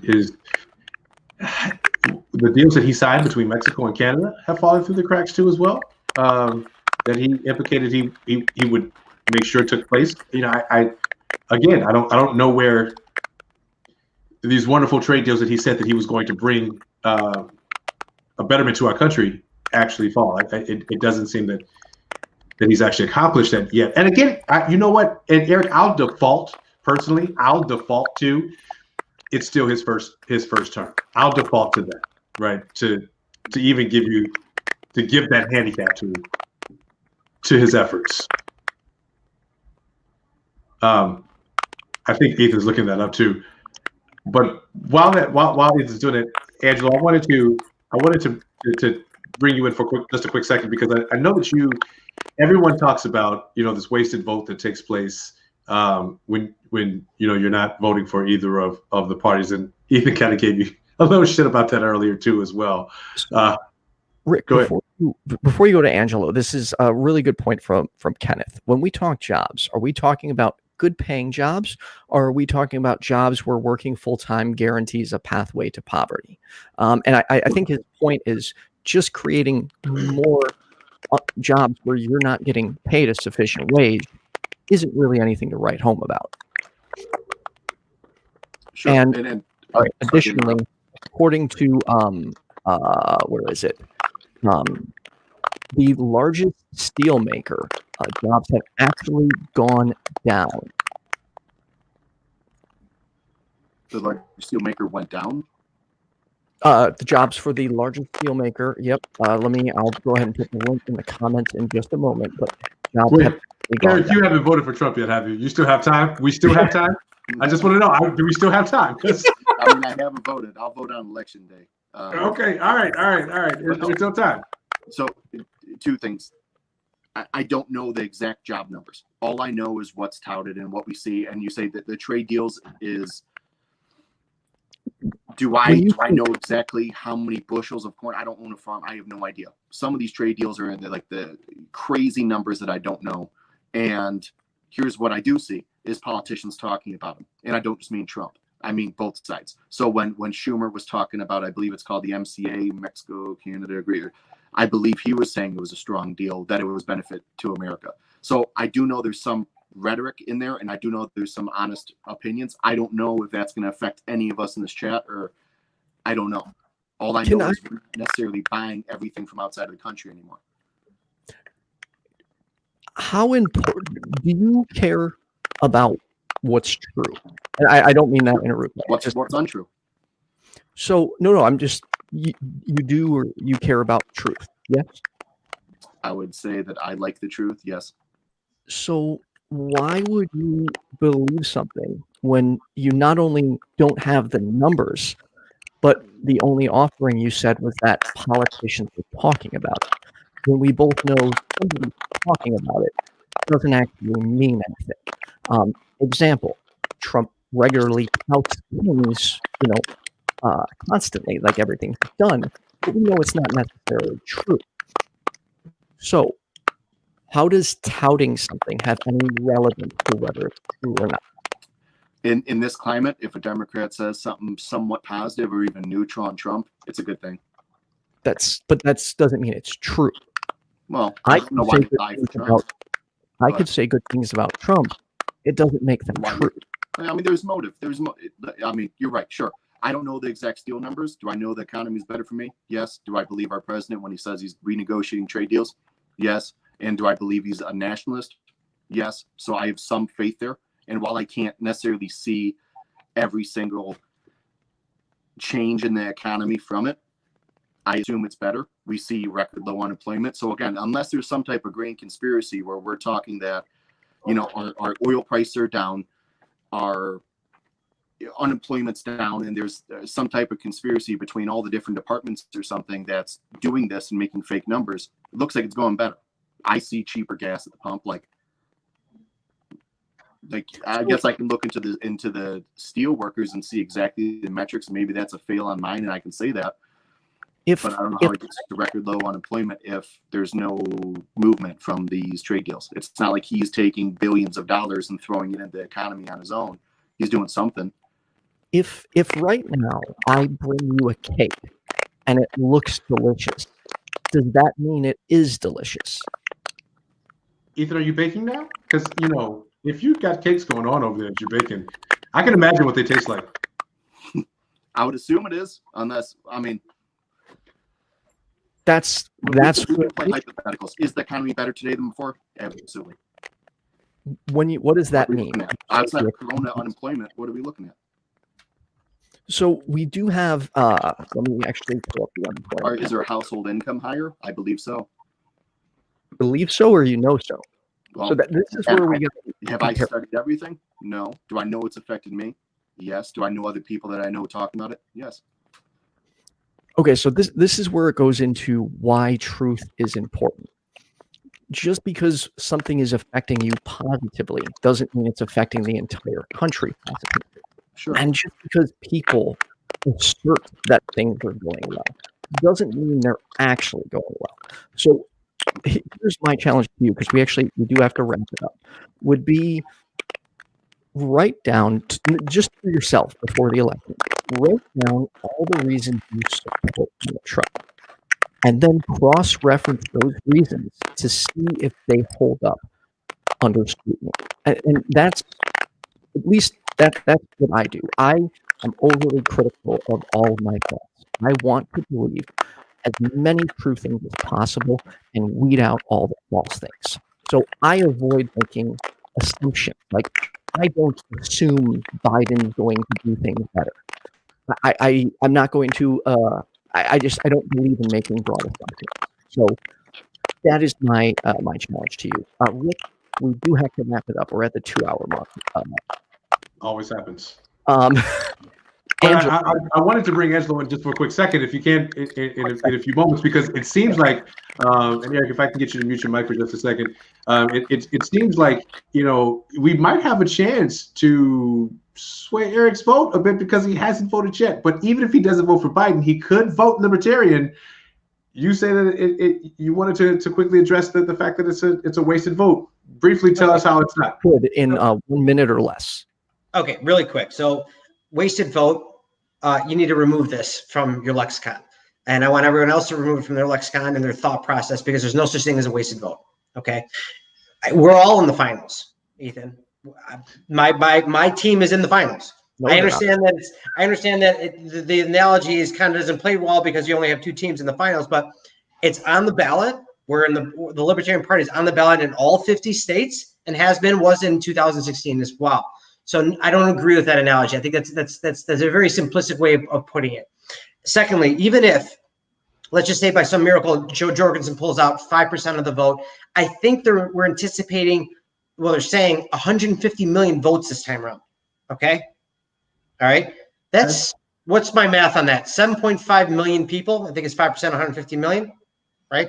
That's 7.5 million people that took a look at both candidates, said no. I'm sorry, but 7.5 million people is a lot of people. Okay, so it's not a wasted vote. At the very least, those two parties will look into the next election and say, we lost, both of them. We lost the potential to connect with 7.5 million people. How do we connect with those people? What do they care about? Okay, so it's a net benefit to all concerned. So take the wasted vote. I want to do this and throw it in the garbage because that's where it belongs. Angelo, I'm sorry. I know. That's your soapbox. I know. I hear you.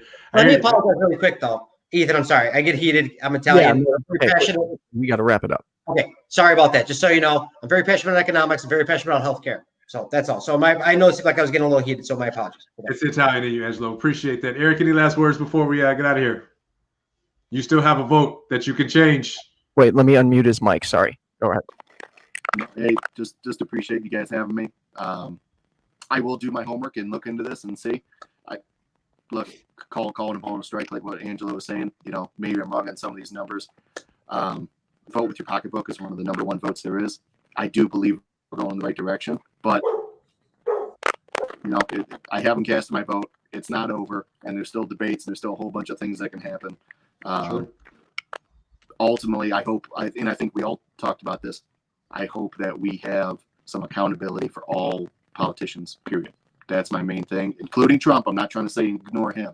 I think he's probably been investigated the most, but everybody. For good reason. All right, gentlemen. Eric, Angelo, thank you so much, guys, for joining us. We really appreciate it. Thank you for spending some time, giving us your perspective. We'll take you off screen here for just a bit. Ethan, that was a great conversation. Yeah, it was. I felt it was more productive than last week. Although I feel like we, maybe me personally, it should be more directed and focused specifically on Trump's accomplishments and why they support him. Because I do feel at times we kind of went off track a little too much away from the conversation. Well, I honestly think that some of that is organic conversation that needed to be had to give some color around. You know what I mean? But I hear you. Yeah, there's so much there. Like there's so much meat on that bone to have these discussions. And we have one more week, guys. One more week of one more show before the election. So we'll see what happens. But you're right. Just one more show. We got it next week. This is perfect because next week we actually got several people coming on, so we're going to have an entire political roundtable on In Black and White, which I'm very excited about. So I guess that's suiting to be right before the election. Right before the election. And the debate's tomorrow, so we'll see how that turns out. There'll be so much to talk about on our next show. Yeah, that being said, if you're watching this on YouTube, make sure you like and subscribe. If you're watching this on Facebook, click the link in the description and go to the YouTube video. If you like what we do, consider supporting us for as little as $1 a month. That's it. $1. Patreon is in the description. You can click it and see everything we have to offer. Big thank you to all of you all who have been watching. A huge, huge thank you to Kendra, who's been out there doing some fact checking for us too, Kendra. as well. Kendra was, one half of In Black and White for a while. And real quick, tomorrow on my other channel at 7 p.m. on youtube.com/YFNAtheist, I will be interviewing the Antibot, and we'll be talking about multi-level marketing schemes. And then at 9 p.m., I have a show with Hannah Vaughn, and we will be talking about mental health and intimacy. So, Ethan, you are the hardest working man in live streaming right now, man. Hey, listen. Our Patreons, thank you all to you all, but continue to support this channel because this man works very, very hard, especially to keep YFNA News running too as well. Him and Miss Cynthia McDonald. Also, Miss Cynthia McDonald is in the chat. You all make sure on Monday nights to check out the 13% here on YFNA News, 7 p.m. Central Daylight Time, where they talk about the policies and politics that impact and affect the Black community, the Black American community as well. I also wanted to say, I don't think anyone said at the end of the day on this show today. I don't think it came up. That phrase is stuck in my head now. Like going forward, anytime I hear someone say it, I'm like, oh no, not at the end of But listen, my new one, just so people know, and I have to give homage to Kid Fury from the podcast, The Read, the Black Ass Bottom Line. We'll be bringing that into our communication on Black and White moving forward. The Black Ass Bottom Line. But listen, thank you all to you all that have tuned in. Check us out next Wednesday, 5 p.m. Central Daylight Time, and appreciate you checking in with us. And keep in mind, whenever there's racism to fight, there will always be In Black and White. Good night, everyone. Have a good night.